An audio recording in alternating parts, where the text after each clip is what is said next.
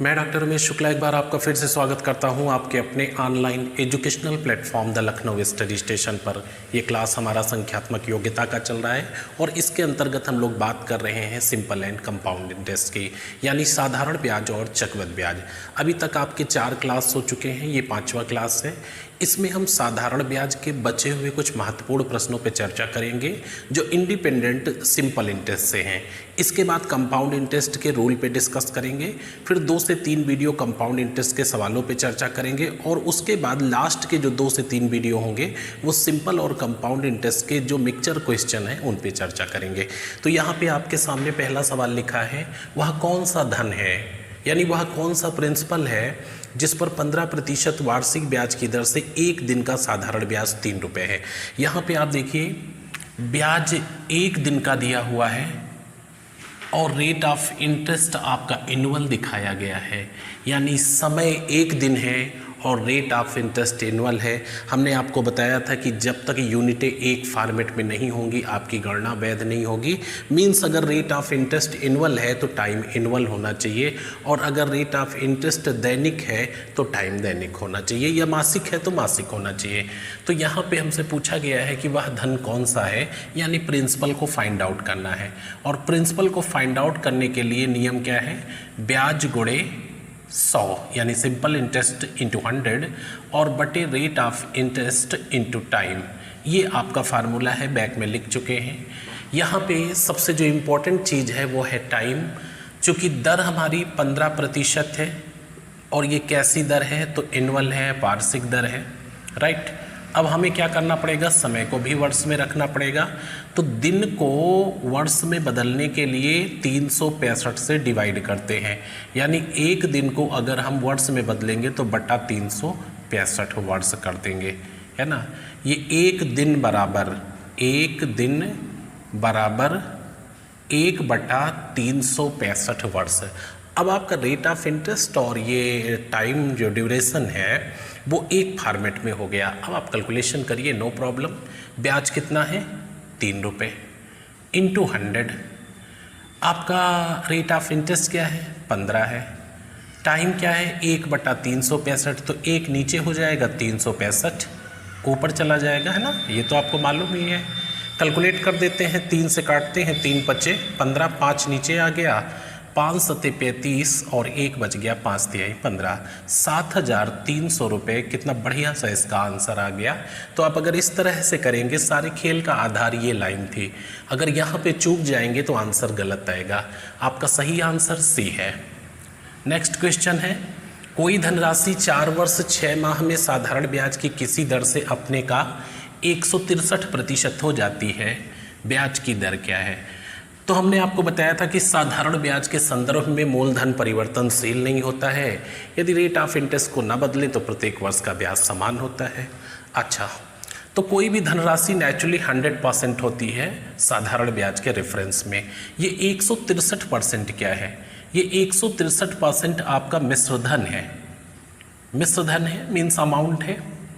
यहाँ पे प्रिंसिपल कितना होगा, 100% प्रिंसिपल होगा, यानी मूलधन होगा, या आप 100 मान लीजिए, 1% मानने की ज़रूरत नहीं है। तो जाहिर सी बात है 63% क्या है, ये ब्याज है, राइट, ब्याज है। अब हमने आपको बताया था कि जो ब्याज है यदि उसको समय से भाग दे देंगे तो रेट ऑफ इंटरेस्ट निकल आएगा, और अगर रेट ऑफ इंटरेस्ट से भाग दे देंगे तो समय निकल आएगा। यहाँ पे आपका दिया हुआ है, टाइम दिया है, तो हमें दर निकालना है, हम समय को नीचे डाल देंगे। अब समय देखिए क्या लिखा है, 4 वर्ष और 6 माह, तो वर्ष की यूनिट में लाते हैं इसको, तो ये हो जाएगा 4 सही 6/12। माह को वर्ष में बदलने के लिए 12 से डिवाइड करते हैं, 4 सही 1/2, यानी 9/2 वर्ष हो गया, राइट। अब यहाँ पे क्या करेंगे, ये 63 बटा नीचे 9 हो जाएगा, ऊपर 2 चलाएगा, 9 सते 63 और 7 दूनी 14%। ये आपका अच्छा सा आंसर आ गया, 14%। यानी कौन सा आंसर सही होगा, डी आंसर सही होगा। अगला सवाल बड़ा इंटरेस्टिंग है, किसी मूलधन का साधारण ब्याज मूलधन का 81% है। अच्छा, अगर मूलधन 100% है तो उसका जो सिंपल इंटरेस्ट है वो 81% है। यदि ब्याज की वार्षिक दर और समय का संख्यात्मक मान बराबर हो तो फिर ब्याज की दर क्या है? इसका मतलब समझ रहे हैं? यदि ब्याज की वार्षिक दर यानी रेट ऑफ इंटरेस्ट जो एनुअल है और जो टाइम पीरियड है उसकी नंबरिंग वैल्यू इक्वल है, इसका मतलब ये होता है कि अगर रेट ऑफ इंटरेस्ट 5% है तो टाइम 5 वर्ष है, अगर रेट ऑफ इंटरेस्ट 15% है तो टाइम 15 वर्ष है, अगर रेट ऑफ इंटरेस्ट x% है तो टाइम x वर्ष है। तो यहाँ पे हम मान लेते हैं कि हमारी दर जो है वो x% है, राइट, क्योंकि दर तो हमेशा परसेंटेज में होती है और समय हमारा क्या है, x वर्ष है, राइट, ये ध्यान रखिएगा। तो क्या पूछा है आपसे कि ब्याज की दर बताइए। चलो दर निकालते हैं। दर बराबर क्या होता है, ब्याज गुणे 100, बार बार इसीलिए लिखता हूँ कि आदत में आपके आ जाए।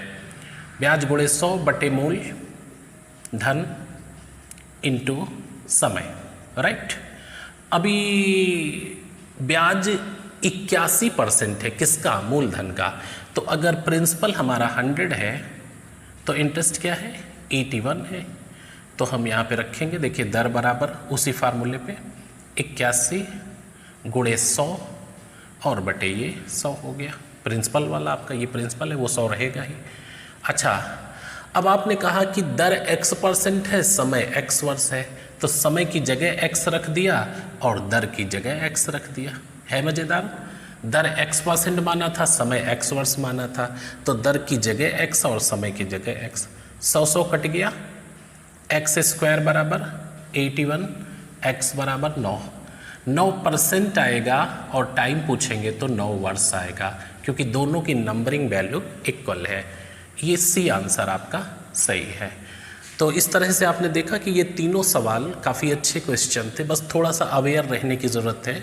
अगर सतर्क रहेंगे, चौकन्ना रहेंगे तो आसानी से आंसर कर पाएंगे। आइए नेक्स्ट पे, ये नेक्स्ट आपके क्वेश्चन लिखे हुए हैं 4 नंबर और 5 नंबर। 4 नंबर क्वेश्चन है, मोहन के पास 4000 रुपये हैं, उसने 2000 रुपये 8% की दर पर, 1400 रुपये 10% की दर पे साधारण ब्याज पर उठाया, जबकि शेष राशि को वह पूछा जा रहा है किस दर पर उठाए कि उसे 12% की वार्षिक इनकम हो। तो ये 12% की वार्षिक इनकम की बात कहाँ की जा रही है, टोटल 4000 पे। क्वेश्चन ये है कि मोहन के पास 4000 रुपये हैं, उसने फर्स्ट पार्ट 2000 का किया जिसको 8% के रेट ऑफ इंटरेस्ट पे, सेकेंड पार्ट 1400 का है जिसको 10% की दर पे, और शेष जो भी बचता है उसको पूछा जा रहा है किस दर पे उठाए कि ओवरऑल उसे 4000 पे 12% की एनुअल इनकम हो जाए। तो सबसे पहली चीज़ हम यहाँ पे देखेंगे कि पार्ट ये कौन कौन से हैं। तो ये 4000 रुपये टोटल है, 4000 रुपये टोटल है, जहाँ से 12% की वार्षिक इनकम चाहता है। तो 4000 गुणे 12, अब चूँकि समय एक ही वर्ष है तो रखने की ज़रूरत नहीं है, बटा 100।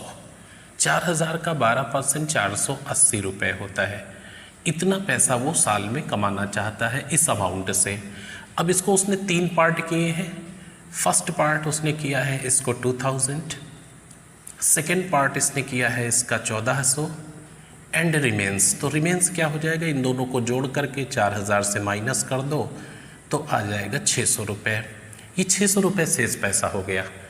पहले वाले को उसने उठाया है 8% की दर से, तो 2000 का 8% वैसे निकालने की ज़रूरत नहीं, फिर भी मैं लिख देता हूँ 2000 गुणे 8 बटा 100। समय एक वर्ष है तो रखने की ज़रूरत नहीं है। ये कितना हो गया, 160 रुपये, तो हमें यहाँ से मिल गए। अब 1400 रुपये किस रेट ऑफ इंटरेस्ट पे उठा रहा है, तो 1400 रुपये वो उठा रहा है 10% की दर पे, तो गुणे 10 बटा 100 कर देंगे, 140 रुपये यहाँ से मिल गए। उसको टोटल कितना पैसा अभी तक मिल चुका है, 300 रुपये देखिए मिल गया दोनों पार्टों से। बहुत इत्मीनान से काम करिए, पहले और दूसरे पार्ट से 300 मिल गया, लेकिन चाहिए क्या, चाहिए तो उसे 480 रुपये। तो अभी कितना बाकी है, 180 रुपये और कमाने हैं उसे, किस पे, 600 रुपये पे। तो 180 रुपये 600 का कितने प्रतिशत है, इंटू 100, जवाब आया 30%। यानी जो तीसरा रेट ऑफ इंटरेस्ट है, अगर आप उसको 30% रखते हैं तो ओवरऑल जो इनकम आपकी है वो 12% की हो जाएगी। आपका सही आंसर सी है। 30%। अगला सवाल है किस धन का, यानी प्रिंसिपल नहीं मालूम है, 4% वार्षिक साधारण ब्याज की दर से 5 वर्षों का साधारण ब्याज उतना ही होगा जितना 500 रुपये का 4.5% की दर से 4 साल का होता है, राइट। इसका मतलब है कि पहले सेकंड क्वेश्चन का आंसर दीजिए तभी फर्स्ट का आप दे पाएंगे। बड़ा इंटरेस्टिंग क्वेश्चन है। किस धन का मीन्स प्रिंसिपल आपसे कोई पूछा जा रहा है और कहा जा रहा है कि 4% वार्षिक साधारण ब्याज की दर से 5 वर्ष का ब्याज उतना ही होगा जितना 500 रुपये का 4.5% की दर से 4 वर्ष का होता है। तो नीचे निकाल लेते हैं कितना होगा, ब्याज क्या होगा 500 रुपये पे, और रेट ऑफ इंटरेस्ट क्या है 4.5%, है ना। रेट ऑफ इंटरेस्ट है 4.5%, इसको 9/2 लिख लिया करो, है ना, और टाइम 4 वर्ष अपॉन 100। देखिए जीरो से हम यहाँ जीरो खत्म कर देते हैं, 2 से इसको 2 खत्म कर, 9 दूनी 18 पंचे 90 रुपये ब्याज हो गया, है ना, 90 रुपये ब्याज हो गया। तो किस धन का 4% वार्षिक साधारण ब्याज की दर से 5 वर्ष का साधारण ब्याज 90 रुपये होगा। धन निकालना है यानी प्रिंसिपल, तो मूलधन आपको फाइंड आउट करना है। अब मूलधन का फार्मूला क्या होता है, ब्याज गुणे 100 और बटे दर इंटू समय, ये होता है। ब्याज आपका 90 उधर है 90 इधर भी है, क्योंकि जितना ब्याज उधर है उतना ही ब्याज इधर है, तो 90 ब्याज हो गया, ब्याज गुणे 100। रेट ऑफ इंटरेस्ट 4% है और टाइम 5 वर्ष है। 4 पंचे 20 और 20 पंचे 100, 9 पंचे 45, 450 रुपये। ये आपका स्मार्ट सा आंसर आ गया। सही आंसर बी है। तो इस पॉइंट का आंसर देने के लिए ये पॉइंट क्लियर करना पड़ेगा। जब ये क्लियर हो जाएगा तो ये ऑटोमेटिक क्लियर हो जाएगा। समझ गए होंगे। आइए नेक्स्ट क्वेश्चन पर। ये आपके सामने 2 नेक्स्ट क्वेश्चन लिखे हैं, 6 नंबर और 7 नंबर। 6 नंबर देखिए, एक धनराशि का 18 वर्षों का साधारण ब्याज 2700 रुपये है, राइट। यदि 12 वर्षों के बाद ब्याज की दर को 60% बढ़ा दिया जाता है तो समय की समाप्ति पर साधारण ब्याज क्या होगा। देखिए, साधारण ब्याज के संदर्भ में मूलधन परिवर्तनशील नहीं होता है, स्टेबल होता है, वास्तविक होता है, स्थिर होता है। अगर रेट ऑफ इंटरेस्ट को आप नहीं चेंज करेंगे तो प्रत्येक वर्ष का ब्याज इक्वल होगा। ये तो एक पक्ष है। दूसरा पक्ष है, साधारण ब्याज को प्रभावित करने वाले 3 कारक हैं, principal, time and rate of interest. इन तीनों में से किसी 2 को स्थिर रखें, तीसरे को जितने प्रतिशत या जितने गुना बढ़ाएंगे या घटाएंगे ब्याज की राशि भी उतने प्रतिशत या उतने गुना घट या बढ़ जाएगी। पीछे नोट कर चुके हो पहले वीडियो में। अब सबसे बड़ी बात यह है कि रेट ऑफ इंटरेस्ट में जो चेंजेस किया जाता है वो आफ्टर 12 ईयर किया जाता है, यानी 12 साल तक तो मिलता रहा, 12 साल के बाद आपने अगले समय के लिए उसमें चेंज किया। तो आप ध्यान से देखिएगा, एक धनराशि का 18 वर्षों का साधारण ब्याज 2700 रुपये है, तो फिर 1 वर्ष का साधारण ब्याज क्या हो गया, 1 वर्ष का साधारण ब्याज क्या हो गया। जाहिर सी बात है कि 2700 को 18 से डिवाइड करेंगे, 2700 बटा 18, क्योंकि 18 साल का 2700 है। कैलकुलेट करेंगे, 9 दूनी 18, 9 त्रिक 27, 150 रुपये, 150 रुपये हो गया 1 साल का ब्याज। 12 साल तक आपने कुछ चेंज नहीं किया है, 12 साल तक तो 150 रुपये मिलता रहेगा। 12 साल तक 150 रुपये, यानी आपको 1800 रुपये ये मिल गए ब्याज। अब आपके पास शेष समय कितना है, 18 साल के लिए था, तो 18 वर्ष और माइनस 12 वर्ष, ये सब लिखने की चीज़ें नहीं है ना, ये कुछ भी लिखने की चीज़ नहीं है, मैं लिख के आपको दिखा रहा हूँ कि स्पष्ट रहे। एग्ज़ाम में कुछ नहीं करेंगे। 6 वर्ष बचा हुआ है। अब यहाँ पे उसने क्या किया कि रेट ऑफ इंटरेस्ट को 60% गेन कर दिया, बढ़ा दिया। प्रिंसिपल को तो नहीं टच किया, समय पहले जैसा ही है, समय तो पहले ही 18 साल था। रेट ऑफ इंटरेस्ट को 60% बढ़ा दिया, 2 चीज़ों को स्थिर रखा। जाहिर सी बात है रिमेंस टाइम के लिए ब्याज 60% बढ़ जाएगा। तो क्या था, प्रति माह ब्याज 150 था, 150 पर 150 का 60% जुड़ जाएगा, 60%, यानी 150 और प्लस इसका 60%, 15 छक्का 90 रुपये हो जाएगा। 240 रुपये प्रति माह ब्याज हो गया और कितने दिन चलेगा? 6 महीने तक। 0 6 चौको 24 के 4 6 दूनी 12 13 1440 रुपये। तो 1800 रुपये पहले ब्याज मिला था और बढ़ने के बाद 1440 रुपये। आंसर आ गया 3240 रुपये। आपका सही विकल्प बी है 3240 रुपये। तो अगर सावधान रहेंगे तो देखिए सारी बातें जो हम कंसेप्ट पे बात करते हैं अगर उस पर गौर करेंगे तो आपको कतई परेशान होने की ज़रूरत नहीं पड़ेगी। अगला सवाल भी देखिए काफ़ी अच्छा सा और महत्वपूर्ण सवाल है। इसको कोई बहुत डिटेल में करेगा तो कोई बहुत शार्ट में करेगा, डिपेंड करता है कि वो समझता क्या है। माही ने 8000 रुपये प्रिया को 4 साल के लिए और स्वाति को 9000 रुपये एग्जैक्टली उतने ही समय के लिए कर्ज पे दिया। यदि उसे दोनों से ब्याज के रूप में 2720 रुपये मिले हो तो ब्याज की दर क्या थी?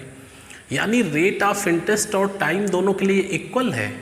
जब रेट ऑफ इंटरेस्ट और टाइम इक्वल है तो फिर अलग अलग निकालने का कोई औचित्य नहीं बनता है। देखिए यहाँ पे जब रेट ऑफ इंटरेस्ट और टाइम इक्वल है, जोड़ दीजिए 8000 प्लस 9000, टोटल कितना हो जाएगा? 8 और 9 17,000। 17,000 रुपये को उसने उठाया है। अच्छा, ब्याज कितना मिला? 2720 रुपये। दर पूछा जा रहा है तो दर बराबर, अब फार्मूला नहीं लिखते हैं ना, सीधा ब्याज गुणे 100 बटे मूल कितना? 17,000 और इनटू टाइम कितना समय के लिए उठाया था? 4 साल के लिए।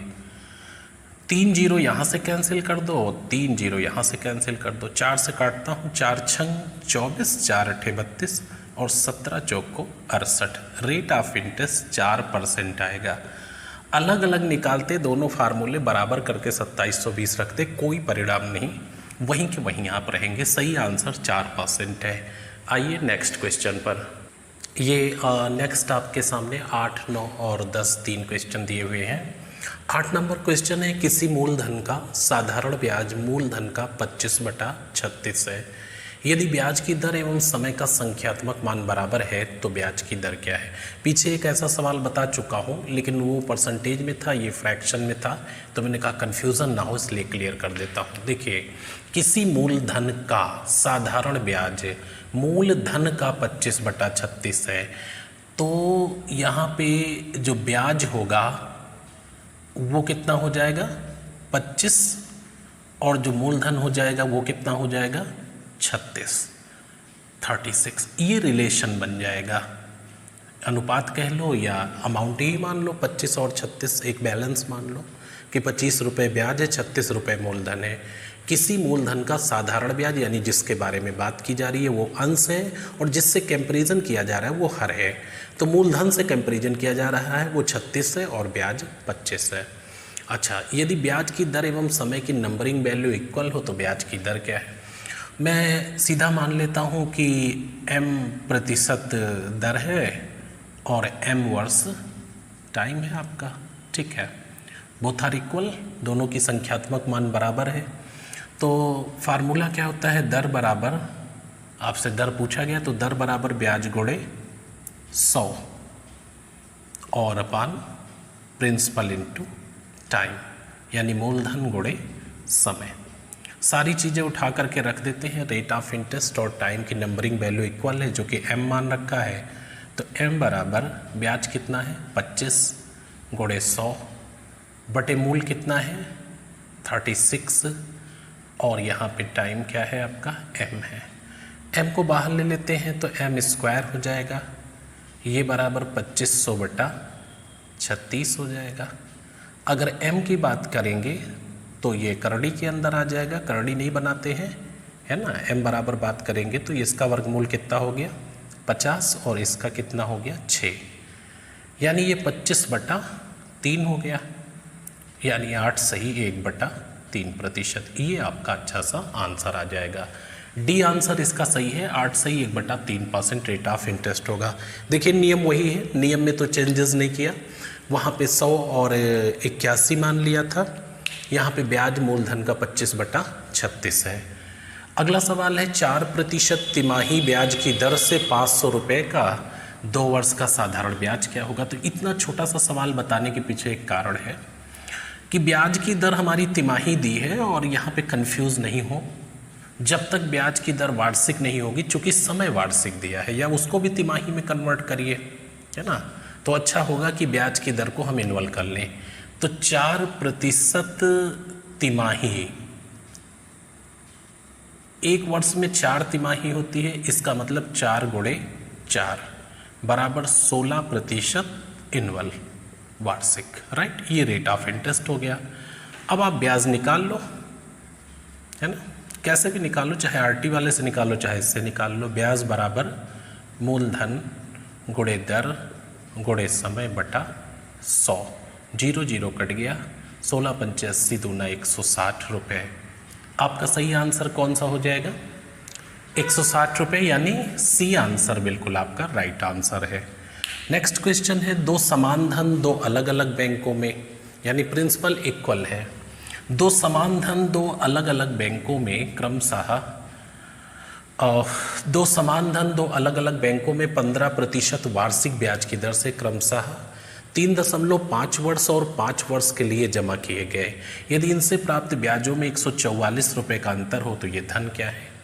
देखिए, रेट ऑफ इंटरेस्ट हमने आपको बताया था कि अगर आरटी मालूम हो, रेट ऑफ इंटरेस्ट और टाइम, तो क्या बना सकते हैं?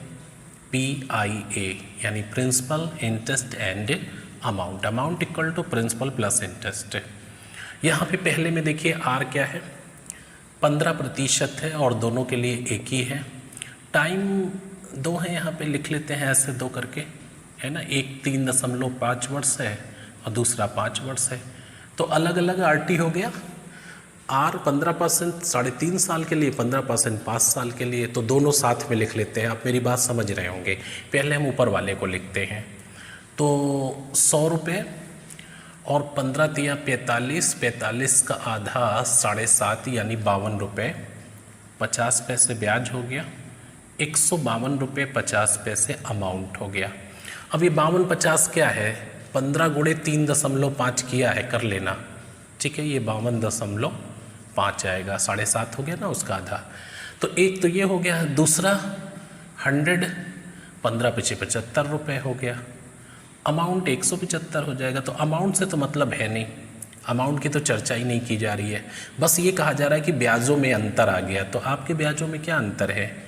घटाइए इससे 0.5 और ये 15, ये दो इधर से बच जाएगा, 22.5, है ना, ये 4 हो जाएगा, 22.5 जाएगा।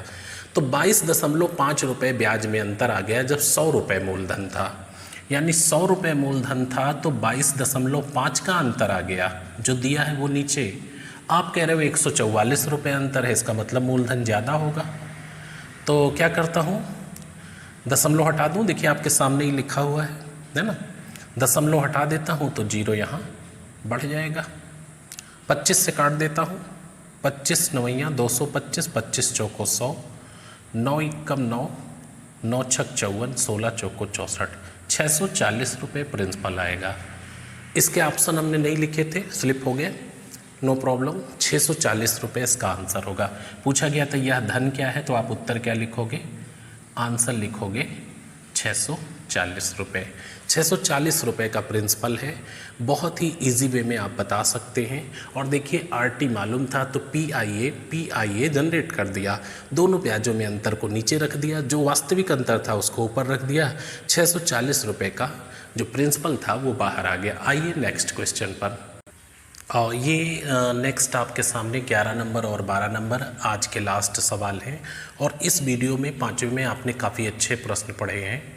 तो ये 11 नंबर सवाल देखिए, राकेश 7500 रुपये किसी वार्षिक दर से तथा 4500 रुपये 1% अधिक वार्षिक दर से, यानी जो भी पहले रेट ऑफ इंटरेस्ट था उससे 1% अधिक दर पे कर्ज लिया। 3 वर्षों के बाद उसने 1575 रुपये साधारण ब्याज के रूप में चुकाया। बताएं उसने 4500 रुपये किस दर पे कर्ज लिया था। तो 4500 रुपये किस दर पे कर्ज लिया था, मान लेता हूँ कि 7500 रुपये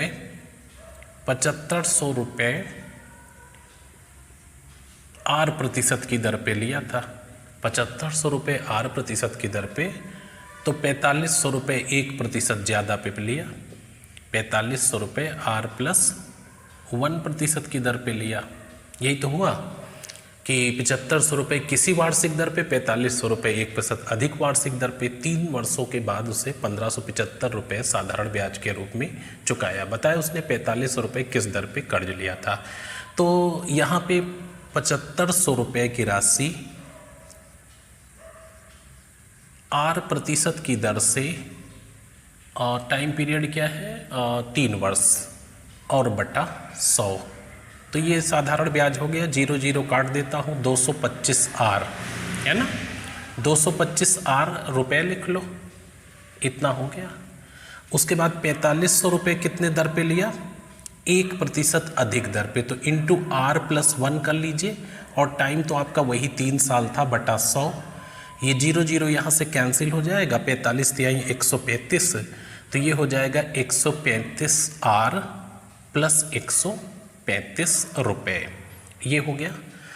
दोनों को जोड़ देते हैं, 225 R एक तरफ से था और 135 R 135 R इधर से आपको मिला था, और प्लस 135 R प्लस 135, ये बराबर टोटल कितना था 1575 रुपये।